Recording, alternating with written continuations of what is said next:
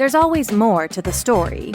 Join your hosts, Dr. Eric Shaw, prosecutor Ryan Frank, writer Adrian Bonenberger, and comedian Ryan Connor as they follow up on the most recent episode of Baggage. This is Carry On.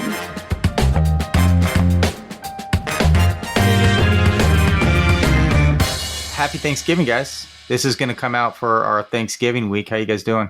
Good. Ready for Thanksgiving? Great, man. Hey, happy Turkey Day. That's what we say. It is my favorite holiday. It is one where like it is everything that's awesome about Christmas as far as like hanging out, great food, gorging, but none of the baggage and like extra emotional shit that comes along with Christmas. I love That's why Easter's my favorite, because Easter is Thanksgiving in warm weather. And you get deviled eggs. You should get deviled eggs with all of them. Yeah, I know. My family, we just do deviled eggs if people are coming over. So it's like a Tuesday. Yeah, so Ryan, you missed the last episode with a divorce attorney. Which is unfortunate. You would have been the perfect person to have on for that one. We thought maybe it was intentional. Maybe it was too triggering or something, right? No, it's funny. When I was going through my second divorce, I went on a couple dates with someone who was a divorce attorney. And she asked me if I needed a divorce attorney. She was like, I can do it pro bono. And I was like, that seems weird. And then we didn't really talk after that date anyway. So, yeah, maybe a conflict of interest there. Like you're trying a little too hard to get me divorced. Right. Yeah, I mean, we could ask her if there's any follow-up questions you had for her, but you probably covered it. You probably know what you need to know. Yeah, I mean, look, we can talk about strategy, settlement strategy if we want, but no, I don't think the people we don't need to. No, we're good. I was re-listening. Do you to that two need episode. guidance? Is that what's happening? No, no. I'm not dodging anything. My wife does not listen to the show. I don't think Eric's my wife won't listen to the show either. Yeah, she's heard all my stories. She's tired of it. Yeah, no, she supports my hobby, but no. But I was going to say that I was re-listening to the episode and I never got back to it. Man, Ryan, you got to listen to the episode because Rebecca was talking about how one of the stories was she in a step-parent adoption, the biological mother had hired a hitman to kill the biological father, which puts her in a bad negotiating position to fight the adoption. But that was kind of wild. And that had me thinking of a story that I never actually got around to telling, that we've had a couple murder for hires where I'm at, and I didn't prosecute them, but my coworkers did. And one of them, this woman was like crazy trying to burn down the sheriff's office and like making moves to do it. And it got far enough where like we knew that she had the money in the account and it was ready to go. And like, if we didn't intercept the right jail call or the right letter, like probably would have tried to take out some of the investigating officers, some other witnesses in the case. It's pretty crazy. But the funniest one was, or the most ridiculous one was, this one guy was just not real bright. And he told somebody in the jail that he needed to murder the victim. I don't know what it was, an assault, a robbery or something like that. And he was gonna take out he's a bad dude. So he's gonna hire somebody to take out the victim. And of course his cellmate's like, oh, well, cool. Yeah, man, I'll find somebody for you. You want to find somebody? Yeah, sure. Immediately the guy in jail was like, I got information on a guy that wants that murder for hire. So help me on my own case and get me out of jail. Right. So the sheriff's office is like, all right, they send a detective over, their most like narc guy that looks like he's, full beard or whatever, looks like a hitman. He goes to the jail and he's like, yeah, so I understand you need to get some work done or whatever. You need something taken care of. He's like, oh, we're going to talk in code, like, going to take somebody to the cleaners or whatever. I was like, fine. Well, who do you want cleaned or whatever? So he gives him all the information and he goes, how am I going to get paid? And he literally writes on a piece of paper, I owe you, whatever it was, $5,000 or something. He's like, and the undercover guy's like, okay, sure. I know this sounds silly, but like, if the guy can't actually murder in the memo, if the guy can't actually follow through with it, Does that make a difference with the crime itself, or is it still just the intent? Conspiracy, right? Yeah, solicitation for a felony. Yeah. Like even if I mean, but could you say that? Oh, I'm just joking. Like I couldn't pay that. Anyways. Well, no. How far are you going to go, right? So he does the IOU. The guy ends up the undercover. I don't know if they had the victim on board or they had somebody else stage it, but had him on the ground with like fake blood on the ground. Like I did it, right? And went back to the guy and showed him. And he's like, "Yes, awesome. That person's dead." Like that proved that he totally intended for this to happen, and he was able to prosecute him for that. Quite elaborate and creative for you guys. Like that's impressive. Yeah, they're very good at what they do. Yeah. If you've ever murdered for hire, email us at baggagepodcast@gmail.com. We'd love to hear your story. Yeah, we're gonna get emails now. You know, they actually, as a famous FBI did that. They were like, Martin Scorsese's doing a film, and they want real life fugitives. Oh, I've read about that. And they caught a lot of people, a bunch of them. Yeah, they just showed up and like we're the cops. Like we're gonna arrest you. Wow. Yeah. So, so I forgot to tell that story. And then we actually had a follow-up with Rebecca too she talked a lot about just in general, kind of the field and everything. But there was one particular story that we wanted to ask her about, and she shared with us. And it was about the struggles with a really kind of a roller coaster of emotions she dealt with this one father through separation and custody. And I'll let Rebecca tell the story. So I represented Dad, wonderful dad who had taken care of his two children and lived with their mom. Well, the mom, the dad, the two kiddos who at the time were 17 and 10. And mom, while not diagnosed with any type of mental health or emotional health disorder, was very nasty, very angry, would shame the 10-year-old who was a daughter, call her fat, throw things in her face. She would be extremely nasty to my client, Dad, and Mom claimed that her and Dad were married. So luckily, Mom moved out of the house on her own volition. So then first we had to go through, are these people married? Because in Colorado, it's wonderful, that's sarcasm, because we are one of 7 states that recognizes common law marriage. And there is no bright line rule as to what defines a common law marriage. So first, my client spent a significant amount of money to prove that they weren't married. Okay, so that's the first goal, and that's fantastic. Check mark plus. Then we go through who is going to have parental responsibilities for the now 11 and 18-year-old. That while there is a common law marriage, there's no such thing as a common law divorce. It's the same divorce. So you go through the same divorce procedure as you were if you were statutorily married in Colorado, and you got your license, your marriage license, and those type of things.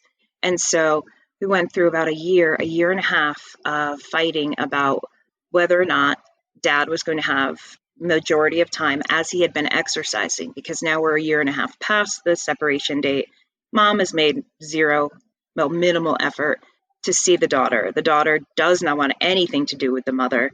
And Dad's got Ring video camera footage of Mom pulling up when Dad wasn't there, daughter coming out, Mom throwing money at her, Mom screaming at her that her dad just wants child support, and that's why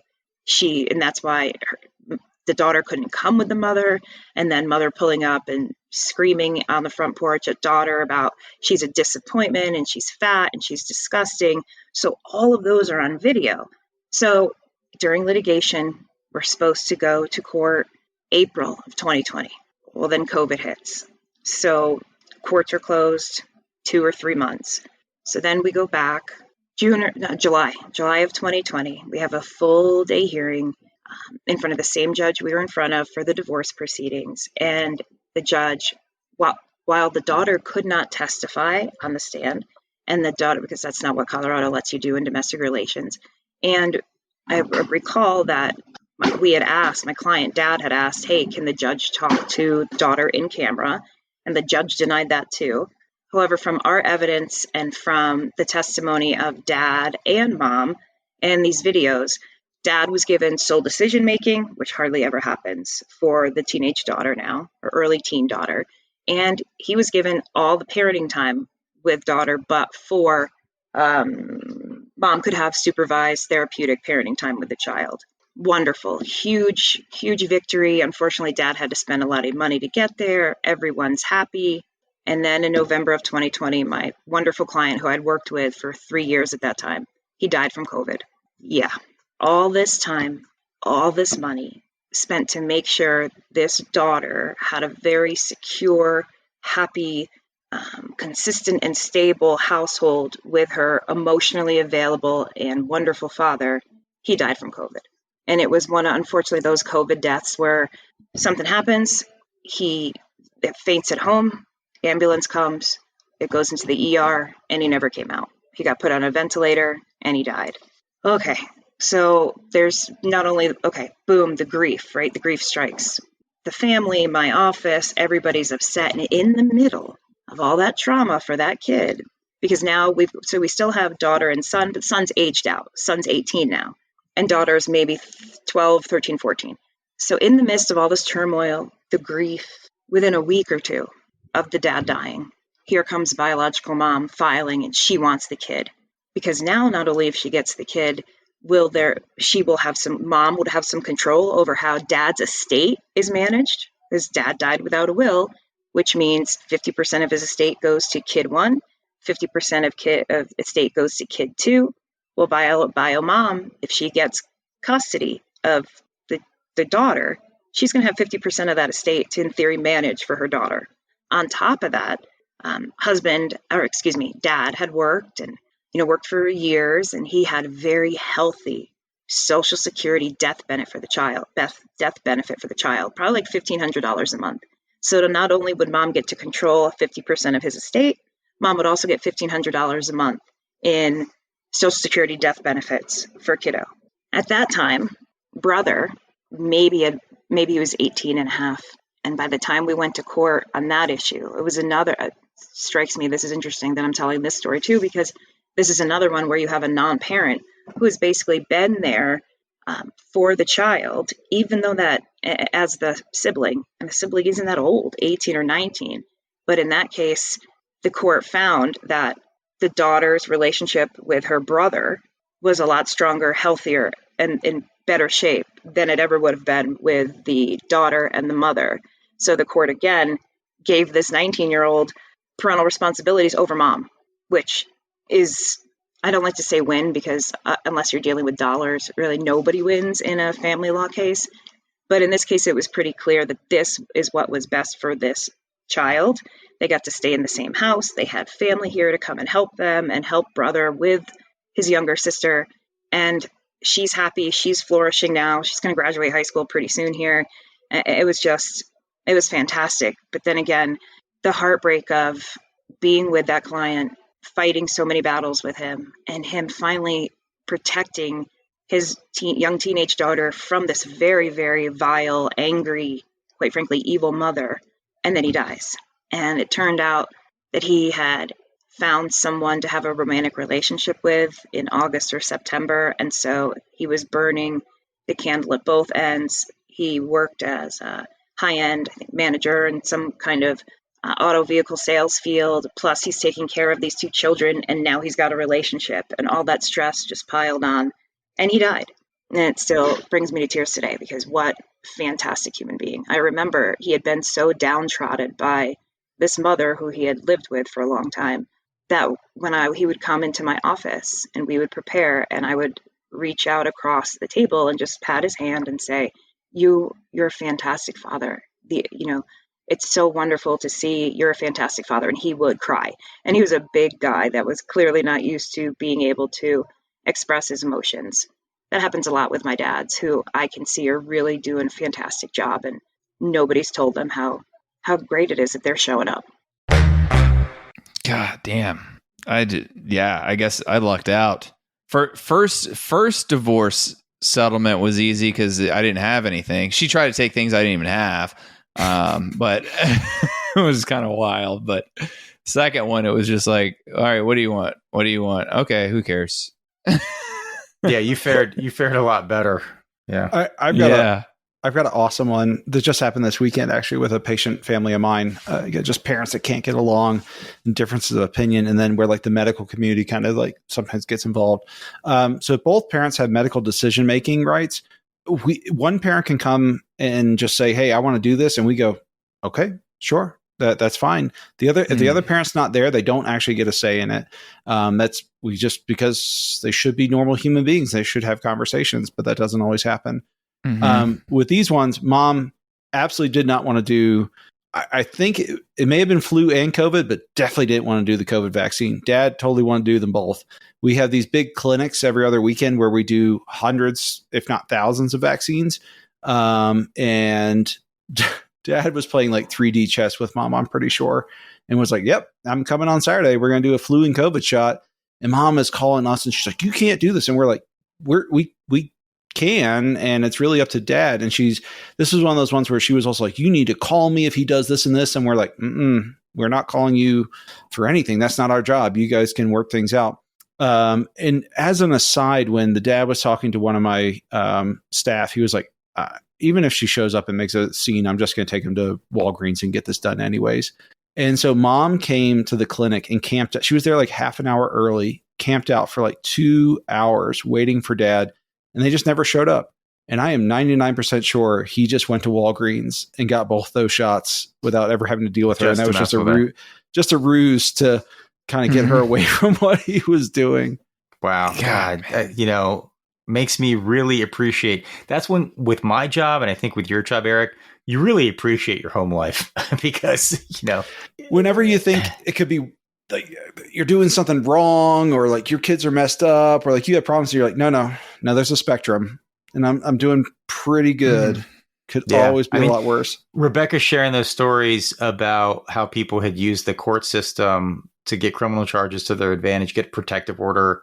Get protective orders or restraining orders about. I've seen that happen. One point I wanted to make is I have seen that, and Rebecca certainly is focused in her job that it's a funnel, and that's all she sees, right? That the interaction with the criminal justice system, far and away, most of them are legitimate purposes that I've seen. I didn't want to leave the impression that there's just a tool to, get leverage in a divorce. Far and away, they are properly used to like get some separation in a domestic violence situation, and definitely used appropriately. It's not something that's abused all the time, but it does happen. And it's funny too, because this episode, that divorce episode, far and away our most popular episode thus far.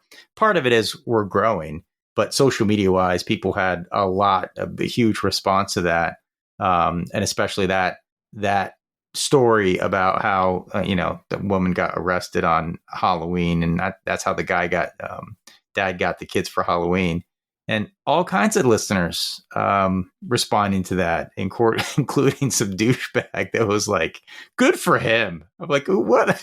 Why would you say that? No, I love how you're surprised about listeners. I think our listeners are fantastic. Let me say this: not necessarily a listener. No, that they exist. It sounds like you're like.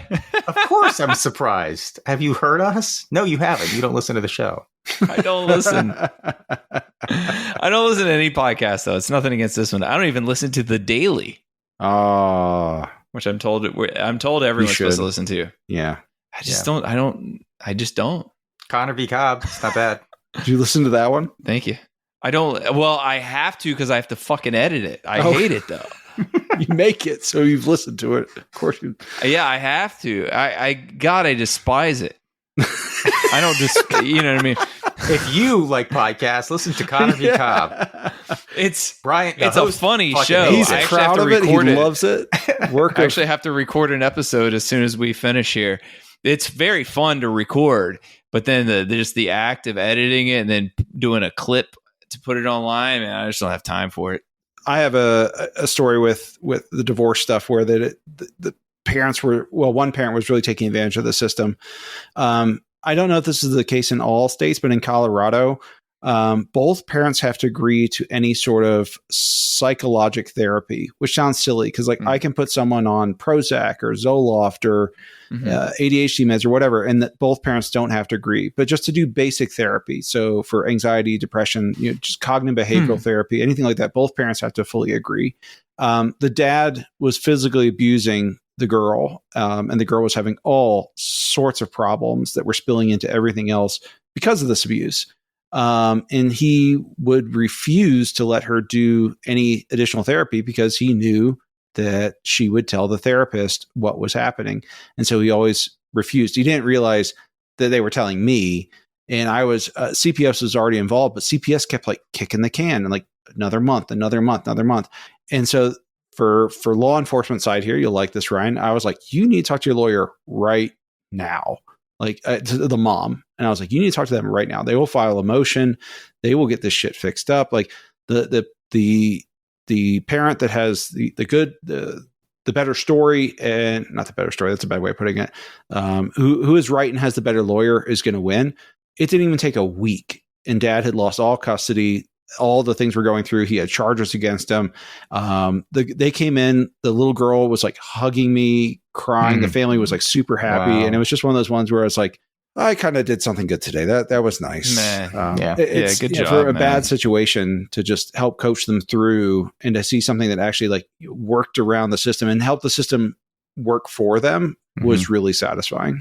Man. That's gotta feel good. Yeah. Good for you, man. Well, that is a good upbeat story to end on, Eric. Thank you very much. And I hope everybody enjoys their Thanksgiving. Ryan, you got anything you want to plug? Just go to my website, ryanconnorcomedy.com. There's stuff there. And as we mentioned, Connor v. Cobb. Connor vs. Cobb. It's a podcast. It's out now. If you like comedy podcasts, listen to it.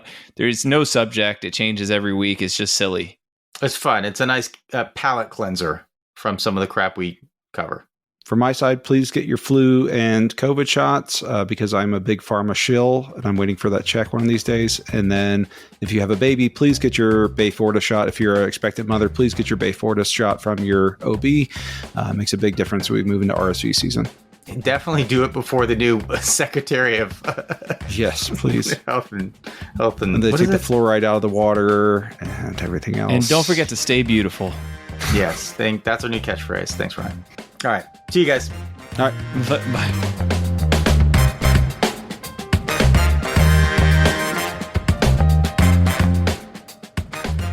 Music for Baggage provided by Quincy Ledbetter. You can find his stuff at qledbetter.com. Graphics provided by Megan Weaver. You can find her at meganweaverart.com. Special thanks to our premium members for their support. You can become a premium member by clicking subscribe in your Apple Podcast app or by visiting thebaggagepodcast.com/support to sign up or to gift a membership to someone. A percentage of all proceeds go to charity. If you have any questions, comments, or a good story to share, please email us at thebaggagepodcast@gmail.com.